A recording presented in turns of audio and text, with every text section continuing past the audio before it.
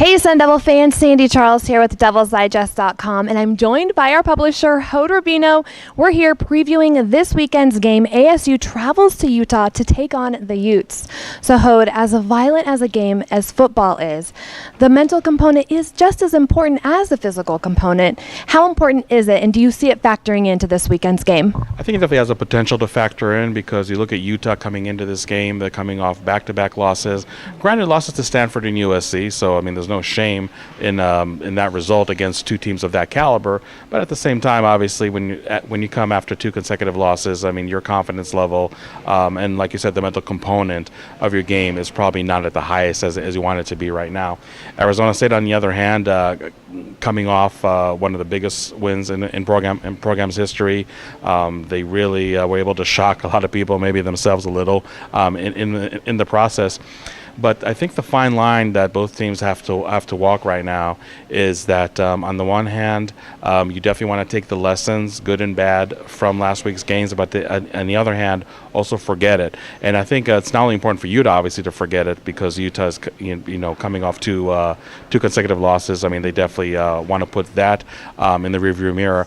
But I think Arizona State too, and I know Bobby, media as guilty as anybody, still talking about this win against Washington as early as yesterday on Wednesday, but at the same time, you just hope that the team is able to move on and realize that they got a different challenge, maybe even a tougher challenge in some cases in Utah. So it's definitely a component that I think can play a big part, and I'm sure that both coaching staffs this week have spent just as much time on the mental aspect of the game plan as they did about the physical aspect too. Let's talk about ASU's defense. They put on one of the best performances in program history. They've set the bar pretty high for themselves, but what do they need to do to be successful against Utah? Yeah, it's definitely going to be hard to duplicate what they did last week. You just don't hold too many Pac-12 teams, let alone a number 5 ranked team to just 7 points. I think that if there's any positive, if you will, over here, that the Utah offense, I feel, is very similar to the Washington's offense too. It's an offense that you're definitely going to be prepared to have a very physical battle. Maybe Utah's even a little more physical than Washington, I would say. So controlling line of scrimmage and stopping the run can definitely put you in a good position to be successful, and you will take your chances, with the quarterback. And I know it sounds like a carbon copy of last week's game plan, but I'm sure that against USC and Sam Darnold next week, it won't be that way. But back to Utah. When you talk about the quarterback, there's going to be an interesting dynamic in play over here because their starting quarterback, Tyler Huntley, may be back for this week's game. He's a much more mobile quarterback compared to the quarterback of the last 2 games in Troy Williams. And Troy Williams, ironically, is a senior quarterback that led Utah to quite a successful season last year, but lost his starting job in fall camp. So it's not that I don't feel that Utah really takes a huge step back with Troy Williams, but when you talk about that it factor, if you will, that can be brought to the table with the quarterback play, I think Tyler Huntley definitely provides that. If Tyler Huntley is going to play, let alone start, I can definitely see one of the linebackers for Arizona State, Christian Sam or DJ Calhoun, being that spy defensive player on them, making sure that he's contained at all phases of the game, because he's somebody that when he does get flushed out of the pocket, he can be definitely a headache for opposing defenses. On the other hand, Troy Williams is somebody that you do want to flush out of the pocket because he's much more comfortable staying within the pocket and passing the ball that way.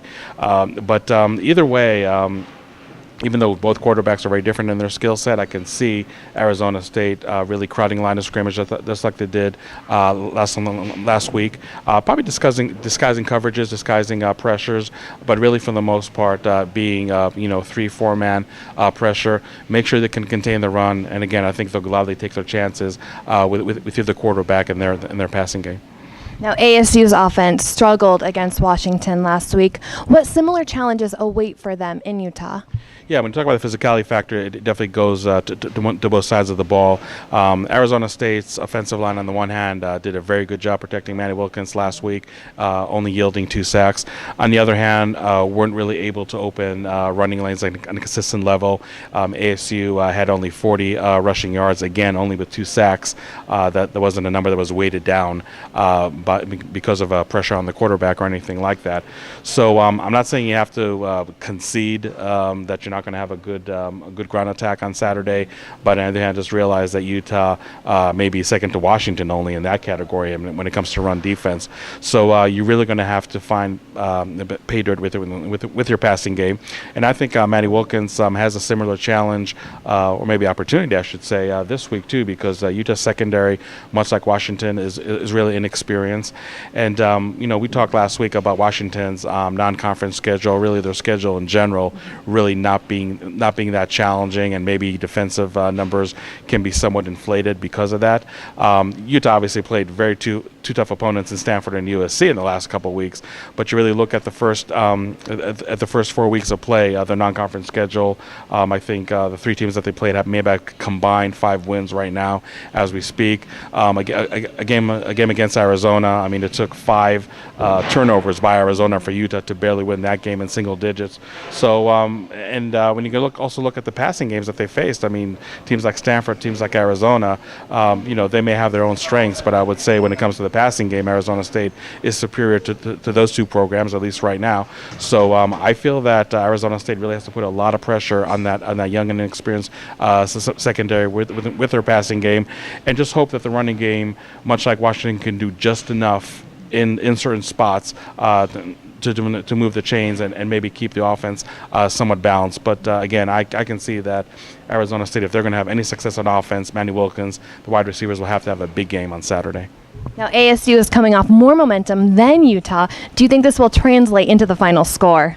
Some of the little things over here are going to come into play. I mean, you talked about the mental aspect earlier. How much can Utah and ASU, for that matter, really put aside what happened on last Saturday, bad or good? But other things I think really come into play, and I probably should have talked about them a little more leading the Washington game, but they're applicable to this week. I would say first thing is penalties. We know Arizona State is the best in the Pac-12, one of the best in the country in number of penalties per game and penalty yards per game, and we saw that with Washington, that they committed a lot of untimely penalties that definitely helped Arizona State. And you look at Utah on the stat sheet with their penalties. I mean, they're definitely not a disciplined team, definitely not compared to Arizona State. So you kind of wonder if that frustration, losing back-to-back games, can manifest itself in more penalties on Saturday. So that's one thing to look out for. Second aspect I would say to look out for also is special teams.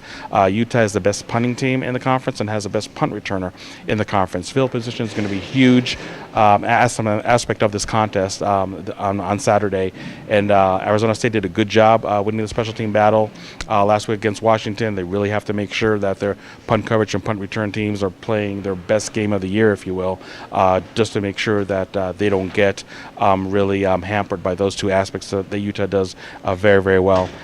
I think this game really kind of comes down to, and again, this might go back to the mental aspect, can Arizona State get over that hump, which is a Pac-12 road game.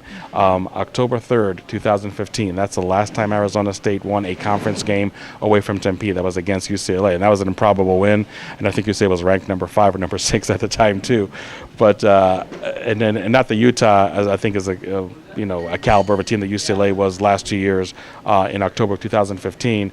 But I still think that is a mental block in their heads right now, that Arizona State has to prove that they can do it. I mean, sure, they proved a lot last week with their win against Washington, and maybe some mental hurdles in that aspect have been cleared. But now the next mental hurdle is, can you win a Pac-12 game on the road after not doing it for over 2 years? I think the burden of proof is on Arizona State, and until they can prove otherwise, I think this is a game that they're all going to fall just short. So I'm picking Utah to win 28-24.